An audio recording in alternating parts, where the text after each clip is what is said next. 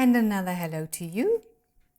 In part 2D of our discussion on destruction, we'll investigate the possible conditions before and during the flood, as explained on pages 83 to 91 in the book. While learning more about the flood, keep in mind, none of us were there, which is why we can only draw conclusions regarding the circumstances before the flood by looking at fossils and landscapes and comparing that to what has been revealed in the Bible. The flood occurred about 2,500 years before Christ. So that is about 4,500 years ago, and the Bible is filled with details about the flood. In fact, the flood represents the most detailed account of any single event in the Bible. And in addition, there is very clear evidence in nature that testifies to the consequences of the flood. It appears that the climate before the flood was nice and warm, all the way from the North Pole to the South Pole. This is mainly because deserts, glaciers, ice caps, and higher sea levels probably did not exist before the flood. This means that more ground surface was available for the growth of a much larger amount of plants than today. The higher number of plants on Earth before the flood would have caused higher levels of carbon dioxide, we abbreviate that as CO2, to be produced. Why? Well, do you remember learning on day 3 of Creation Week how plants breathe out oxygen and they breathe in carbon dioxide, while living organisms such as humans and animals breathe in oxygen and breathe out carbon dioxide? So plants take carbon dioxide out of the air by a process that we call photosynthesis to make solid tissue such as leaves, wood, bark, roots, fruits, seed. You'll still learn all about that in school. Then after dying, the plants return carbon dioxide back to the air by decaying, and specifically through the respiration of microorganisms in the process of decay.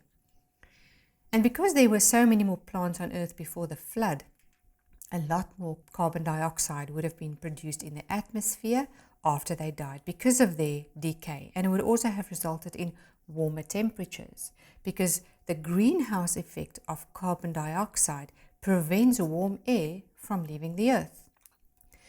We are often told that carbon dioxide is bad somehow, but the truth is that higher carbon dioxide levels actually improve plant growth and productivity. Other emissions such as sulfur dioxide and soot are undesirable and should be reduced, but carbon dioxide is a God-designed, colorless, odorless gas and a crucial part in the cycle of life. Further evidence of the warmer climate before the flood is the discovery of various plant fossils all around the world, even under Antarctica's ice caps, where coal seams have been discovered. Coal is actually plant material that is fossilized, and these coal seams contain plants which don't occur in the polar regions today, but only in warmer parts. In other words, these plant fossils indicate that the Earth was nice and warm before the flood, even in what we know to be the polar regions today. Now, the fossils provide us with a photo of the kind of plant and animal life that existed on Earth the day that Noah went into the ark. It reveals a pre-flood world that was very green and moist and absolutely teeming with plants and animals. Very likely only broad rivers and shallow seas existed. Before the flood, most of the water was probably located deep in the Earth's mantle, where there's still a lot of water present today. Dinosaurs were alive, and initially all of them ate plants. Animals that eat plants are known as herbivores. After sin came into the world, some animals became carnivores, and carnivores eat the flesh of other animals. The flesh-eating dinosaurs probably spent most of their time attacking and eating the large plant-eating dinosaurs. Be that as it may, mankind's sin affected the whole of creation very negatively. Before the fall, all the animals ate plants, not each other. Knowing this first, that there shall come in the last days scoffers, walking after their own lusts and saying, where is the promise of his coming? For since the fathers fell asleep, all things continue as they were from the beginning of the creation. For this they are willingly ignorant of, that by the word of God the heavens were of old, and the earth standing out of the water and in the water, whereby the world that then was, being overflowed with water, perished. Some people believe that the flood was just a local event. In other words, they think that the water did not cover the entire earth, but only a smaller local area where Noah once lived. If this was true, why did God not simply tell Noah to move away somewhere, maybe to a high mountain? Why did he have to take birds or flying animals on board? They could have simply flown away if it was just a local flood. But more importantly, although God almost completely destroyed all life on earth, he promised that there would never again be another worldwide flood. And as a sign of his promise, he gave us the rainbow. Through the years, many local floods have occurred in various places on earth, but there has never ever been another worldwide one, such as in the days of Noah. Consider this. If Noah's flood was only a local flood, it would mean that God has broken his promise over and over and over again, because there has been countless local floods on earth since Noah's time. God never breaks his promises.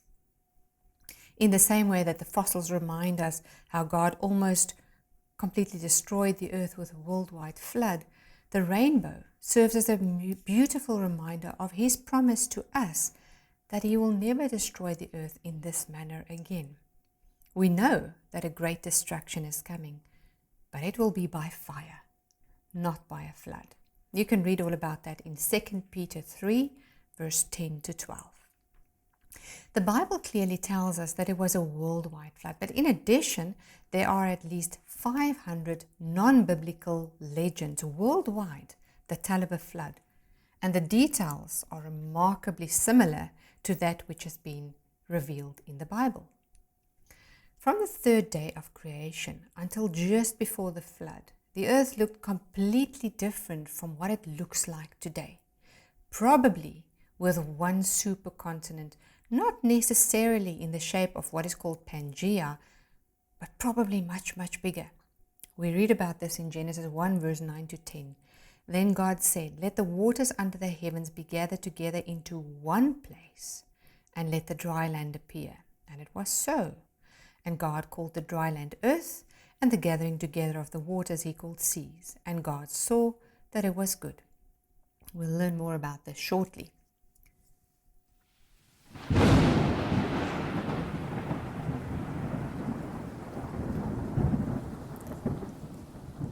In the 600th year of Noah's life, in the second month, the 17th day of the month, on that day, all the fountains of the great deep were broken up, and the windows of heaven were opened. Genesis 7:11 contains a lot of information.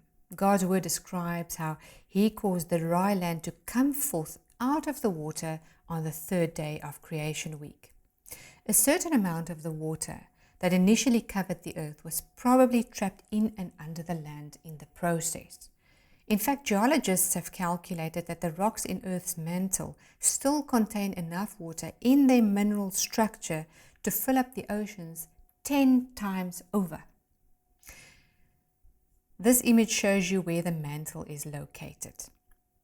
So if the ocean was a giant bathtub and you pulled out the plug so that all the water in the ocean drained out, you would be able to fill up the ocean basins 10 times over with the water still present in the mantle.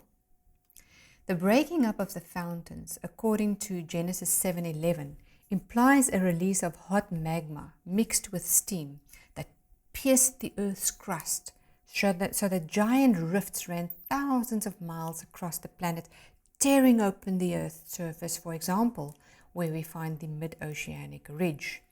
These ridges that are shown by the red color in the image were discovered in the 1950s, and they follow a huge circular route across the Earth to form the Earth's longest mountain range of 74,030 kilometers in length. Scalding hot magma vaporized massive amounts of steam or water into superheated steam that jetted into the atmosphere and then falling back to the Earth for 40 days as intense global rain, along with torrential rain from heaven as described in Genesis 7:11. The hot magma that pushed up out of the rifts formed a new hot ocean floor, so hot that it began to well up, pushing up the ocean water so that the sea level rose dramatically and overflowed the land. In your school textbooks, you will learn about Pangaea, a hypothetical supercontinent that included all current land masses believed to have been in existence before the continents broke apart millions of years ago. But as mentioned, although we have some idea, no one really knows exactly how the continents fit together in the past, nor do we know how big that supercontinent really was. And did the continents really take millions of years to move apart? The Earth's surface consists of a mosaic of rigid plates, each moving as the other one moves. This movement or drifting of the continents is called continental drift.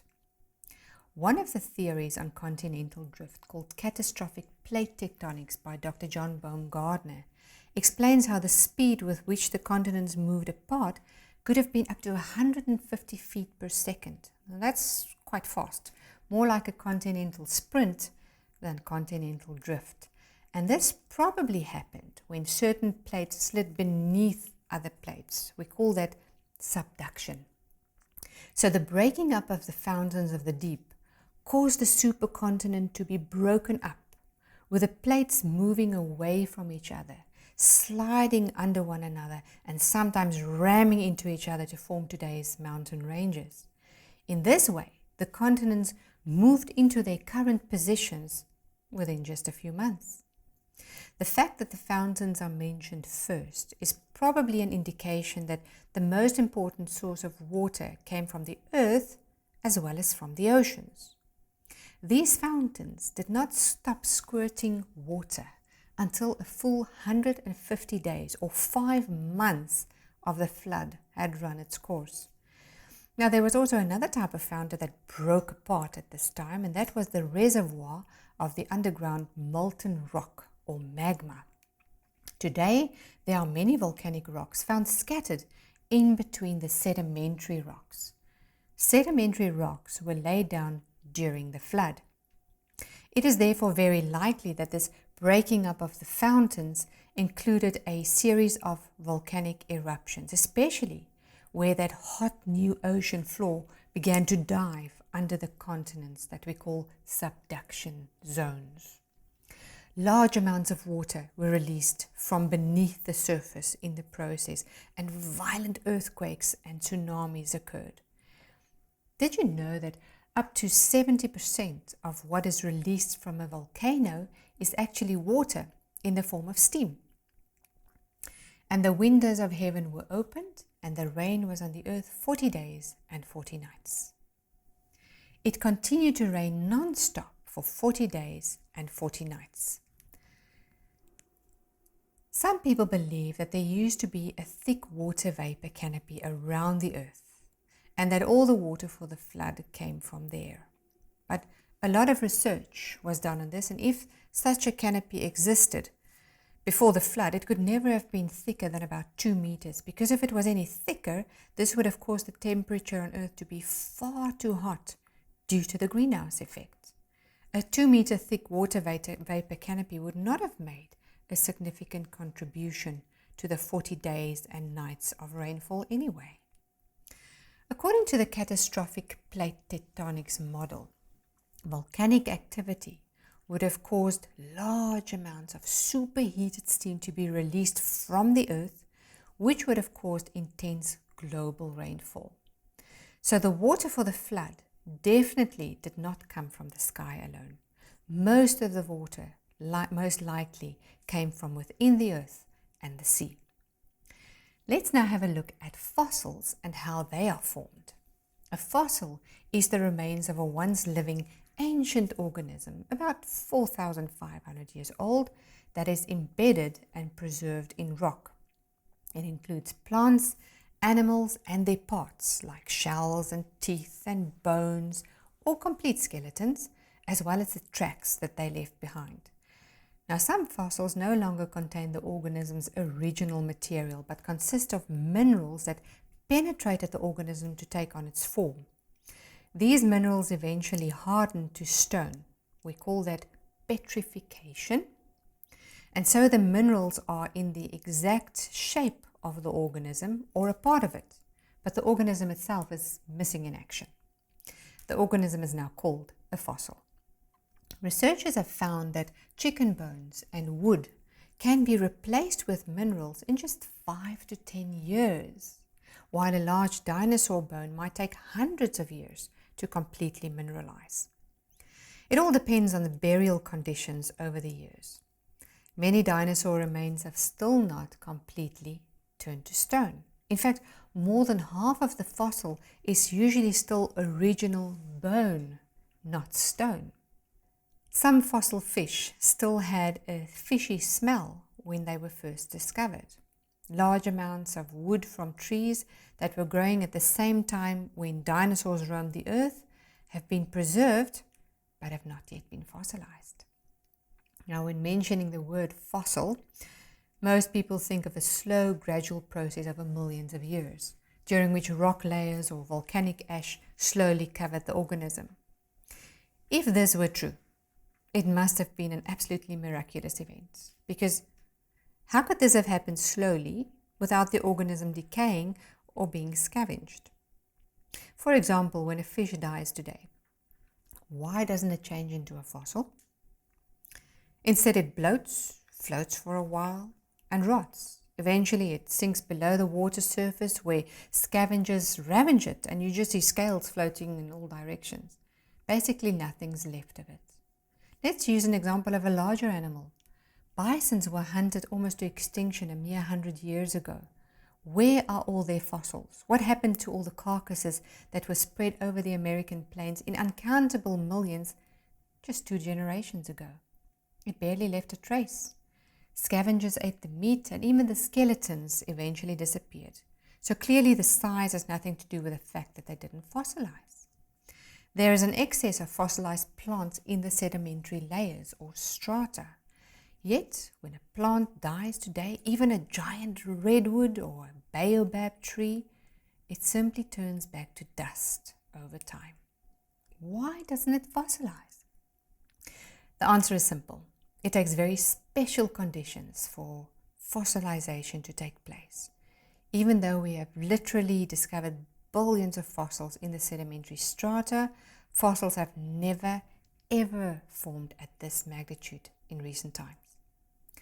So what are the conditions required for a fossil to form? A sudden death, a sudden burial, and very high pressure to lock out the oxygen, because if oxygen had been present, the organism would have rotted before it could have turned to stone. The higher the pressure, the faster the sediments encapsulating the organism would have hardened. Now, those sediments that I keep mentioning are actually mud consisting of soil, sand, pebbles, and clay particles that were deposited in various different layers or strata, similar to pancakes, to form the sedimentary strata. And you can see it nicely on this photo taken in the Golden Gate National Park in South Africa. Now, if you poured some soil, sand, and gravel into a container with water, stirred it a bit, and let it settle, you will notice how the heaviest parts, such as the pebbles, sink to the bottom almost immediately, followed by another layer on top of the pebbles. And this will be followed by another layer of sand and eventually a fine layer of clay would be deposited on top. The layer with the lowest density will normally be deposited on top. So the less dense layers will usually occur on top and the more dense layers at the bottom. And in principle, that is exactly what happened during the flood, only on a much, much bigger scale. Worldwide, the catastrophic rifting caused massive mud-filled tsunamis to speed across the deep and then shallow ocean floors in cycles, killing everything in its path.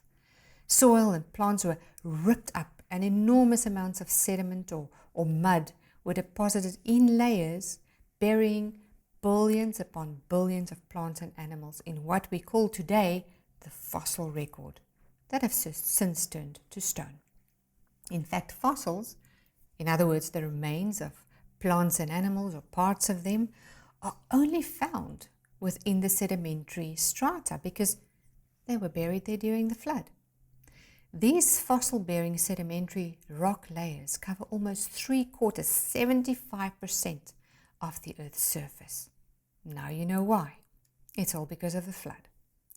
The fossil record isn't about time periods, but rather it is about the location in which organisms occurred and the order in which they were buried by the rising sediment-laden waters of the flood.